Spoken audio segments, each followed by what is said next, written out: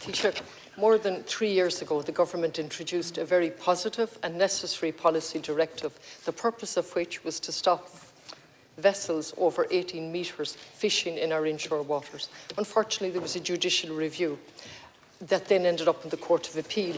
The Court of Appeal, as I understand it, gave its final judgment on the 19th of July, more than 6 months ago.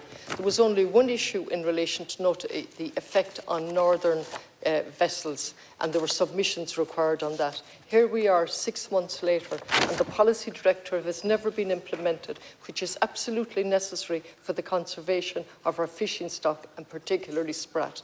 Could somebody at this stage, after all of the times that I've raised it, tell me why we're not implementing that judgment, given that the 10 conclusions, 9 of them are totally in favour, and there was one outstanding in relation to the northern vessels, please, given the urgency and the necessity of it.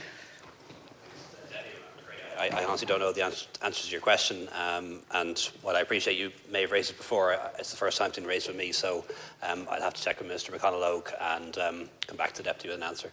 Thank you.